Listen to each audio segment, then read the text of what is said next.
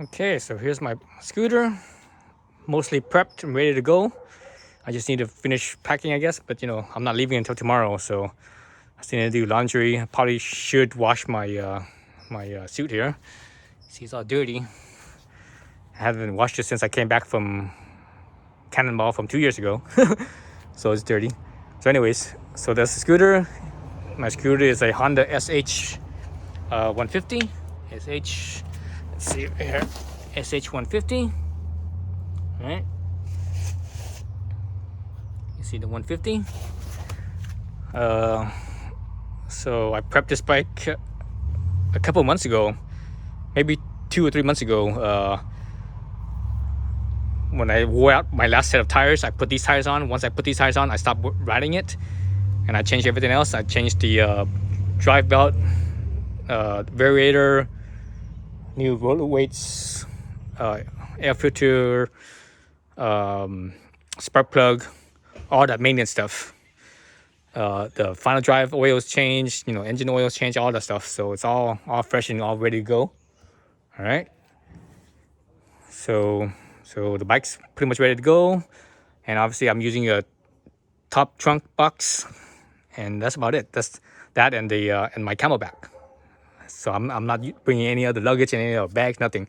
Everything that I'm carrying with me either fits on my body I'm wearing, or it fits in the top trunk, which is basically clothes, and the camelback, which is riding gear, or at the moment riding gear. And my gas tank. And my gas tank it's gonna sit on the my gas tank is gonna be sitting on the cupcake, right? Sitting cupcake. Let's see. So this bike is always prep. What did I do with it besides the maintenance? Basically nothing. It's everything is just factory stock. Even the top trunk is factory stock. There's no mods. I take that back. There was one mod. Is my roller weights. Instead of roller weights, I'm using slider, Dr. Pulley sliders, 12 grams. I tried 11 grams, and I did not like them. Was it 11 or 11 and a half? I think it was 11 and a half. But anyways, I didn't like them. I felt like they were revving too high. So I'm going to go with 12 grams. And actually, the factory is a 12 gram, or just barely over 12. It's like 12 point. The factory weight's about 12.2, maybe 12.3. So the sliding weights is marginally lighter. That's it. That's the only thing I did.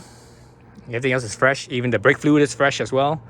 Let's look at what I did add it to it. I added this phone mount. So this is this is quad lock. So this is the wireless charging mount with the vibration, for the phone, so that way it doesn't mess up your camera. So obviously there's a quad lock case, and my phone that I'm using is making the video right now. So obviously I can't have it in here if I'm making the video, right? So quad lock, again, it's wireless charging. So I don't have to plug in because you don't want to plug it in while you're riding, because the vibration is going to destroy the connection. My bike has, let's see, 10,652 miles, right? So pretty low miles. I bought this bike with, I think I bought this bike with 5,500 miles or something like that, around 5-ish thousand miles. So basically I put about 5,000 miles on it. And I bought this bike, how long ago did I buy this bike? Was it a year ago or 2 years ago now? I can't remember. Anyways, yeah, so that's my bike, that's my setup right there. And let's go through all my stuff and see what I'm using. So let's look at the footwear first. So these are my shoes. These are the TCX. These are Italian brand. They're really nice shoes. But the thing about these shoes is that they don't fit me that well. They're kind of narrow. That's how Italian footwear is. Italian footwear tend to be fitted. Just like all the clothes, they tend to be fitted, so they're narrow. Italians like to have that fitted fit. Whereas us Americans, we like a looser fit, and I'm always wearing flip flops, right? So my feet, because of the flip flops, my feet is always spayed out. So these shoes are a little bit narrow, but I have a really thin socks to deal with that. If I wear regular socks or thick socks, it wouldn't fit. It's just too tight. So why am I using these ones? I have other shoes that are wider, but these ones are perforated, so they stay cooler. And since we're taking the southern route this year, it's going to be hot. And if it rains, I actually rather have this, because the thing with rain and you wear rain boots, your feet's gonna get wet no matter what. And the thing when you wear rain boots with Gore-Tex or whatever waterproof lining, once you get wet, it's almost impossible to dry. But with perforated, it breathes a lot better, so there's a chance of it drying faster. So that's why I use these. All right. So that's my footwear. So let's look at the helmet. I'm using a Built Well Gringo S helmet. Built Well, right? Gringo S. The S is the one with the flip up visor. The regular Built Well is just a snap-on visor. You can't take it out unless you snap it off. This one actually flips off, and I have the what do they call this? The mirror lens or the iridium lens, whatever they call it. And I also have a clear lens for at night. All right, so let's set that aside real quick.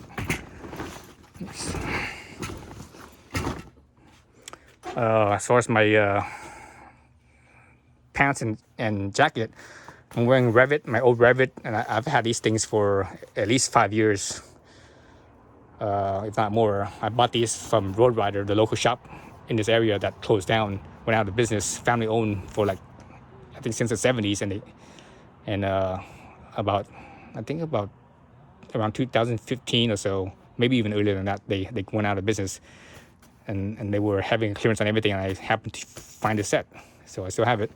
They're pretty worn out, and you can see how it's all faded here. See the jacket's all faded, but they still work really well.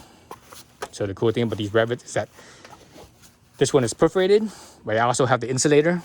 So you could put in the insulating liner to keep you warmer. Both the jacket and the pants have the insulator, so I'm putting that in my camelback. Actually, no, I'm putting that in my top trunk, not the camelback. I don't have space for that in my camelback because it's kind of bulky. Because it is insulated, right? It's fluffy. So this is a good fit here. One thing to note, and I didn't know this. I was suffering from this the last Cannonball, but I didn't figure this out until when I got home and I took everything out to wash it. Is that the Revit brand? And maybe I'm pretty sure the other brands would do this too. But the Revit brand, the knee pads, where you put them in, where the pocket for them, they have different spots to adjust the knee pads to basically right further down or up, depending on how long your legs are, the proportions of your leg, your thigh versus your thigh bone versus your calf bone, upper bone versus lower bone, whatever the name is. So in the last Cannonball, the pad was up a little bit high.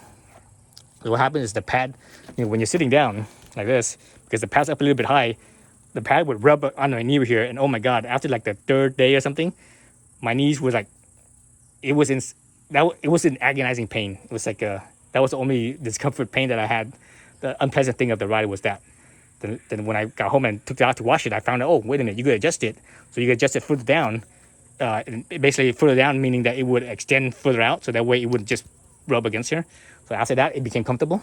So for the folks that don't know, now you do, and now I know. So now it's comfortable. All right, so the Revit, let's put that aside. So the Revit, and I mentioned the insulator. Let's look at the insulator real fast. So here's my clear helmet for my helmet, and also the mounting hardware, extra mounting hardware, just in case. Here's the insulator, the jacket and the pants insulator. All right, let's get back to that in a minute. Here's my gloves. This is my hot weather gloves. Just leather racer gloves. This is probably my favorite brand of gloves. Is Racer. They work really well and they fit really well too. So that's my hot weather gloves. In here I have my cold weather racer gloves. This is my cold weather insulated, right? And in here I'm not gonna pull it out, but I have a Revit one-piece rain cover, so it goes over the suit. So again, all my riding gear, if I need it right away, I grab here. So let's say it's dry, then rain comes, I just pull over somewhere, pull this out and slip right into it and switch over to my warmer gloves. And these gloves are not just warmer insulated, but they also they have Gore-Tex, so they stay a little bit drier, even though they're pretty old now, so they're not gonna prevent water from going in, but they still stay drier than the hot gloves, right?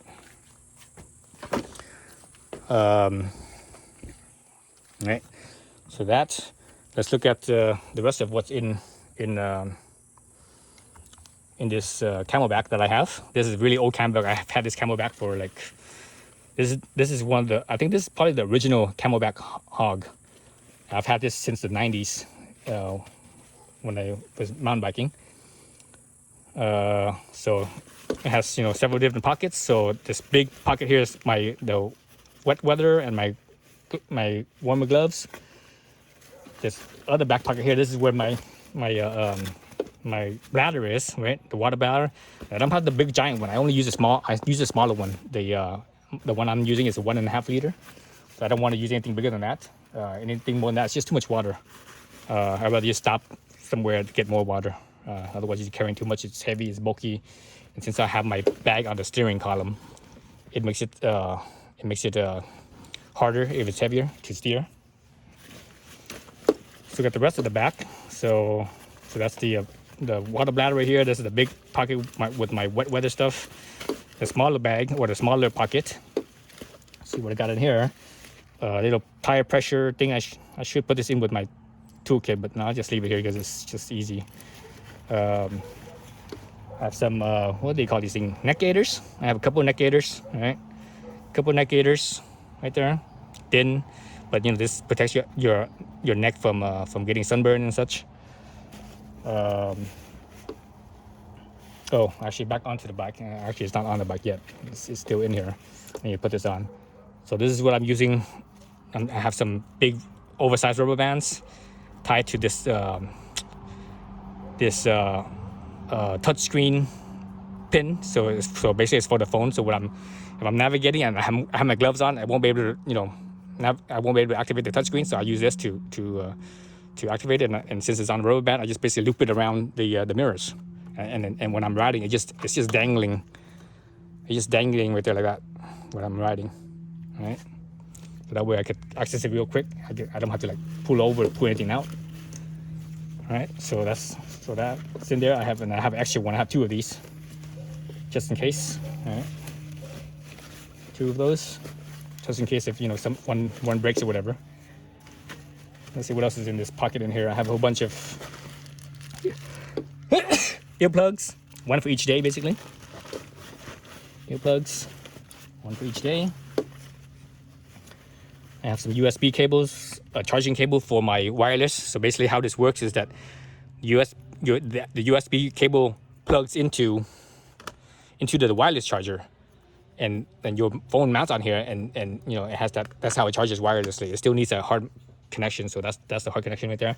I have that, and I have a backup. I have 2 of these, and one and another one's a backup. And I made this mistake last Cannonball. I only had 1 USB cable, and one of the USB cable got damaged, and I wasn't able to use it, and I didn't have another one, and I stopped by a gas station, and I would figure USB is USB cable, but it's not.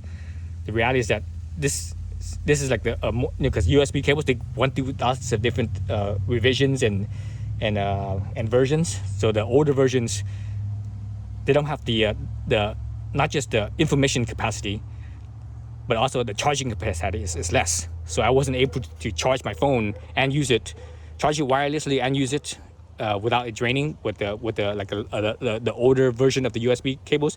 But the newer versions, they could do that. They're able to do that. So these cables are the newer versions. So that was a big mistake. That cost me a lot.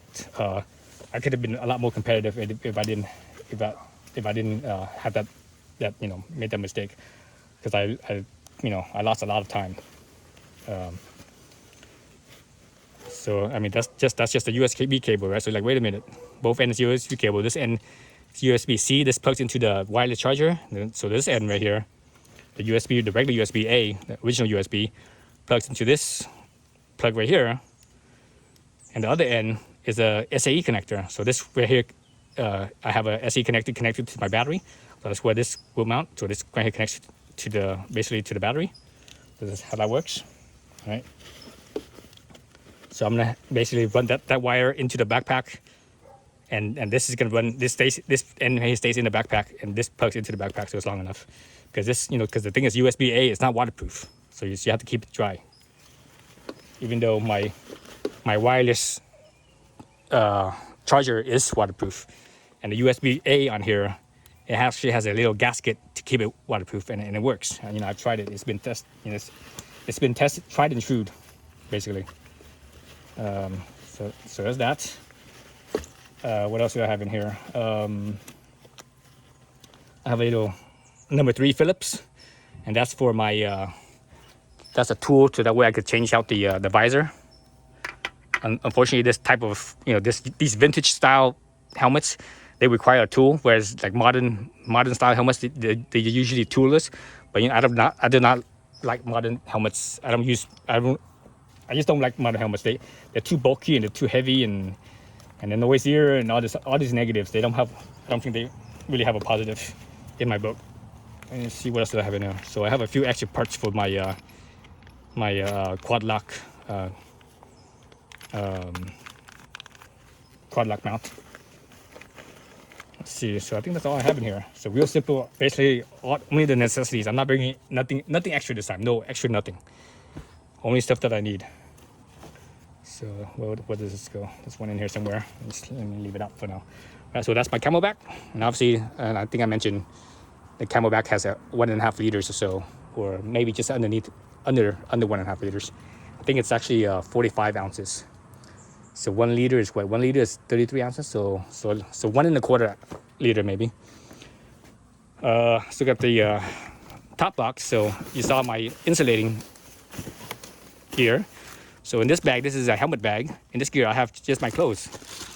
So I have my I have five t-shirts, 5 underwear, and both the t-shirt and underwear are cotton. I like to, people are wearing synthetics and stuff. I don't like to wear synthetic clothing because it makes me itch.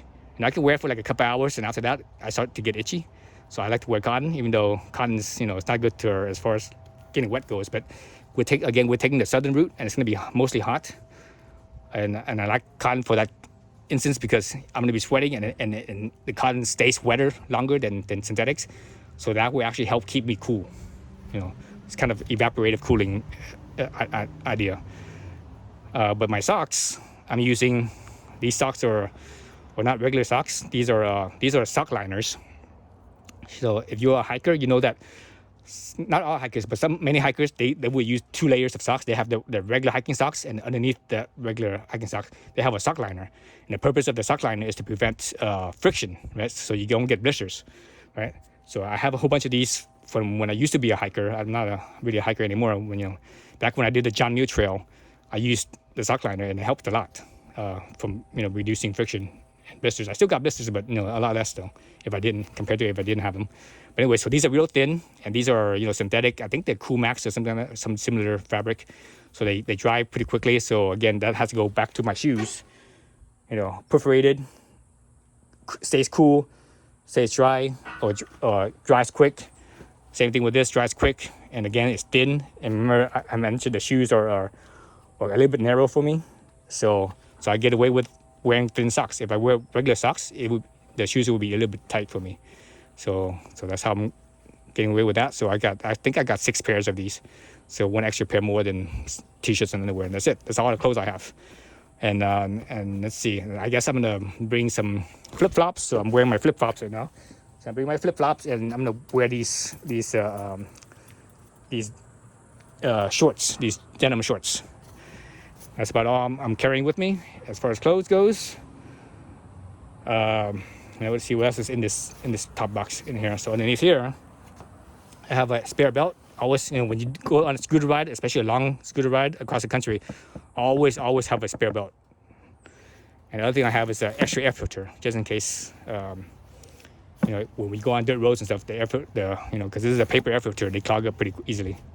Right, so that's all I have for my top box. So everything is mostly closed, so it's pretty light, right?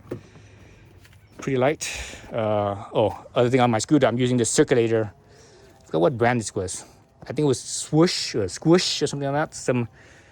It's the brand, but anyway, it's called a circulator. So if you're curious, this works really well. I've been using this same pad for I think going on 3 years now, and it works really well in the hot. This keeps your butt a little cooler, a little drier when it's hot. But when it's raining, It also keeps your butt dry because the water will have a place to drain. The water could drain away, but it does circulate air when your butt's wet. So your butt also gets a little cold. So your balls will be a little bit colder, but that's fine. That's worth it for that more draining. That way it dries out faster, right? So let's look underneath the trunk or look underneath the seat. See what I have underneath the seat. So underneath the seat, I have an old pair of old underwear. So that's my shop rag. Got a bottle of oil, 1040. I have 1040 full synthetic oil in here, and it's actually automotive oil, not motorcycle oil, because scooters don't have a wet clutch or no.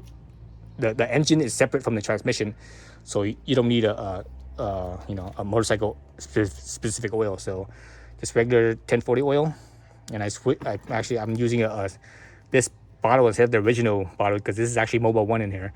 Because the Mobile One, they come with a big opening, and the thing with that big opening is it's nice to pour when you have a funnel, but when you don't have a funnel, it's harder to pour because it tends to pour out too much. With the smaller one, it's easy to pour without a funnel into the oil opening, because I don't want to carry a funnel with me. Even though I do have a funnel, I have like a micro funnel, and I'll show you that in a minute. I forgot to show you for my gas tank. I'm putting it literally sitting it right on top of the seat right here, like so, like that. And I'm using bungees to hold it down. So I have these bungee straps here. These bungee straps are called, the brand is called Ultimate Bungee. These are the nicest bungees I've ever used. These are even better than Rockstrap bungees when Rockstrap used to make bungees. Up until I was using Rockstrap bungees, I thought were the best. But when I started using these, I think these are even better than Rockstrap bungees. So these are, again, they're called the perfect bungees. And they're made in the U.S. They're made in New Jersey. Works really well. I've used them quite a bit for a bunch of different things, and because it's there's no fabric or anything at all, it works in pretty much any conditions. I've used it on motorcycles. I've used it on a trailer. I've used it for kayaking. Holding gear on my kayak, even holding down the kayak on the roof rack and stuff, and they work surprisingly well. So I got another couple extra bungees here just in case. So let's look at what else is underneath my my little bag here, my little trunk. So besides the rag, the old underwear. So this right here, this is my flat tire repair kit. So my flat tire repair, I bring this kit. I take this kit with me anytime I go on a road trip. Doesn't matter if it's a motorcycle trip or if I drive a car.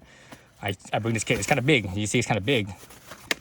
That's because it has a pump, and this is a Harbor Freight pump. This is a Harbor Freight Pittsburgh. I highly recommend this pump. It works fantastic. It works really well. I could actually seat a bead.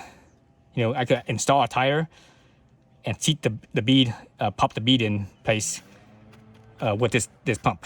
This is the only mini pump that's been able to do that. Got a bunch of rope plugs. I'm a big fan of rope plugs. Rope plugs have never failed me. The only time the rope plugs didn't work is because the hole was not round. It was like a cut. It was a slit. So I got a bunch of rope plugs, various plugs to plug into either a cigarette lighter or directly battery for the car. There's this little alligator clamp, right? Got needle nose pliers to pull out the nail. Got the tools for the rope plug and such. And this is the type I recommend, is the T handle, so that way you have grip and power. If you get the regular type of screw handle type, don't use those ones. Those ones are horrible. They just don't have any power. Some extra fuses for the pump. Let's see what else is in here. I think I have a screwdriver, plus head screwdriver, Japanese industrial standard screwdriver, jizz. I think that's all I have in here. So basically that's my flat tire repair kit. And I've actually used this not just on motorcycles, but I actually use this on a car too as well. On a trailer, pumping up a trailer tire. Works fantastic. Okay, so that's my flat tire repair kit. And obviously this is right here. This is a toolkit that comes with the bike. So it has, I think it also has a screwdriver in here, has a fuse puller, and a couple other knickknacks, a couple of Allen keys, I think. So that's the original toolkit. I have an extra pair of gloves. I'm only bringing one. I don't plan on touching anything, maybe except for pouring oil and checking the tire pressure. So in my tool bag, this is my tool bag, and also spare parts. So the spare parts I'm bringing is extra pulley, the variator. So this is the variator side, right? Both faces, both pulleys, both sides of the pulleys. Got that in there. I got a couple extra roller weights. This is the original roller weights, 12 plus grams, like 12.2 or 12.3 grams, maybe 12.1. I can't remember exactly. Got an extra set of dock pulleys, 12 grams, sliding weight. I got a, let's see, spark plug cap, plug. Got some headlight switch and I think kill switch as well. Because the thing is, the reason why I have this is that over time, your bike, at least on Hondas, on these switches, they corrode and they stop working properly. So I got a couple of extra ones, and I found that from my Elite 110. I got a head exhaust head gasket, the exhaust pipe, I should say, exhaust pipe gasket. So if I need to take out the exhaust and when I put it back on, I replace the gasket so that for sure you don't leak. A couple of extra levers, a brake lever and a front brake lever and a rear brake lever. All right, and got an extra set of brake pads for the front brakes. This bike is still on the original rear drum brakes, and rear drum brakes they last pretty much forever, so I'm not worried about those. So in the rest of here, let's see what other parts I have. Well, I have a couple of spark plugs. One of them is the Iridium high-speed plug. I already have an Iridium high-speed plug in the bike right now, and I have another extra Iridium high-speed plug. And the other plug I have is the original plug. And here's my funnel, my oil funnel. So like I said, this is a mini funnel, so this thing screws right onto the pour hole. So it basically extends it out a little bit further, so that way it's easier to pour. So that's my funnel. And I have various tools, some socket wrenches, feeler gauges for valve adjustments, hammer, socket wrenches, even some impacts for if I need to take off the drive belt or the variator and rollers. I have this impact right here. I have this other impact. This size is 24 millimeter for the back wheel. Everything else is it's not impact, because those are the only two that you need impact. I have another jizz screwdriver right here, spark plug socket, and a few other sockets for various knickknacks. Basically stuff to do maintenance with. Everything is maintenance. I did not bring any extra stuff for any type of other breakdowns. Everything I have is for maintenance, wear and tear items. I'm starting out fresh, so everything is new. So I should be okay, because the ride itself is, it's gonna be I'm probably gonna end up riding about 4,000 miles from the time I leave to the time I stop. It's gonna be about 4,000 miles. So I should have enough stuff. Everything should last for that long, even though Cannonball does wear things out twice as fast. Mainly drive belt, roller weights, variator, and tires. Those things wear out twice as fast on the Cannonball. But the positive note is that this bike has been tested on a long road trip. So that's what I did last summer. Last summer I took this bike to Colorado. If you watch my videos, you've seen that I went up to Pikes Peak last summer. So that trip right there, Pikes Peak, from home up to Pikes, all the way to Colorado, up to Pikes Peak and back down and back home. That trip was basically about the length of a Cannonball. It was like I ended up going altogether. I think I ended up going about 3,500 miles or so. So that's about the length of a Cannonball, right?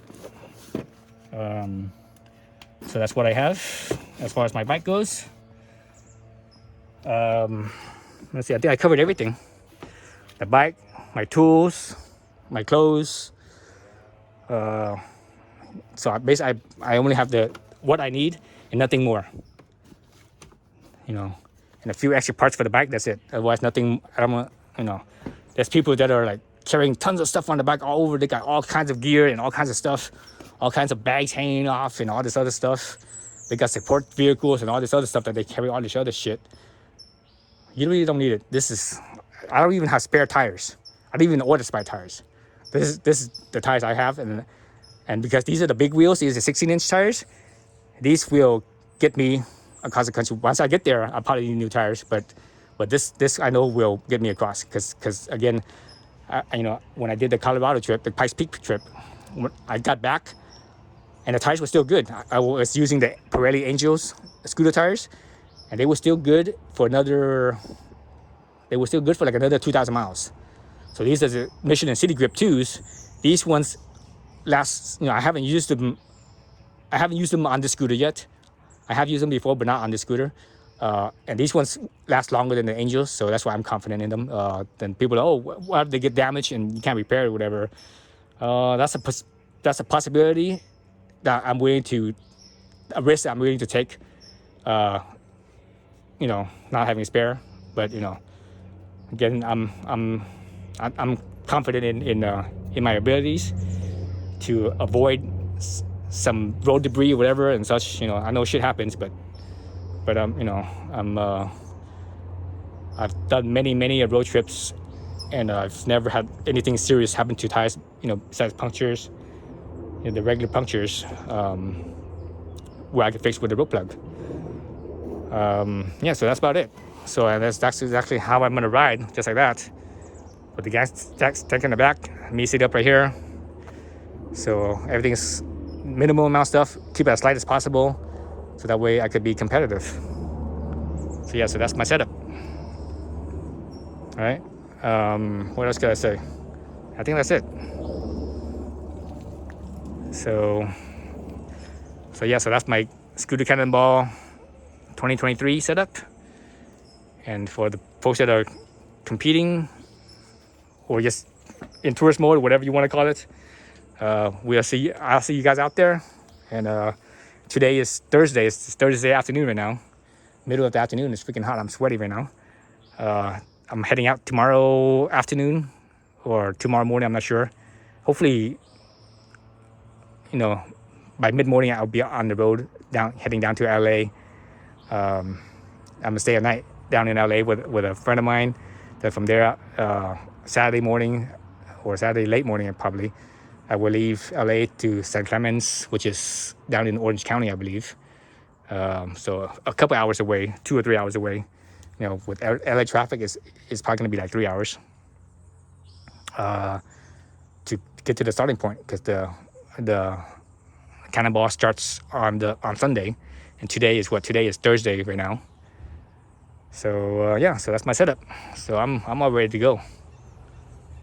I guess the other thing I didn't show you guys that I haven't actually packed yet was my toiletries, right? So toothbrush, toothpaste and stuff. And so I have all these clothes here. Now, I mentioned I was going to do 2 washes. What I'm going to do with washing my clothes is I'm using, I could have swore I put some dryer sheets in here. I have a couple of dryer sheets, right? The clothes dryer, right? Dryer sheets, so they don't get static electricity. For soap, I'm not going to buy any soap. What I'm going to use the hotel shampoo. Because when you go to a hotel, you use the shampoo. That little bottle, that 1 ounce bottle they give you, you never use the whole thing, but you use a little bit. So I'm hoteling it all 8 days or whatever it is. I think it's 8 days. So all those days I'm gonna collect each bottle, so I have more than enough shampoo to do laundry with. And again, my toiletries, so toothbrush, and a few other things for toiletries, floss and such. And maybe some nail clippers. I should actually cut my nails. I'll do it tomorrow morning. I need to cut my nails. And that's it. So I'm all ready for the Cannonball. Okay, so once again, for all the people that are, doing this year's Cannonball, good luck to y'all. I see you there at the starting line, and hopefully I see you at the finish line too, because the hardest thing on Cannonball is to get to the starting line. The second hardest thing of Cannonball is getting to the finish line, in that order. Hardest is to get to Cannonball, to get to the finish, to the start, and second hardest thing is to finish. So I see you guys out there, and good luck. Godspeed.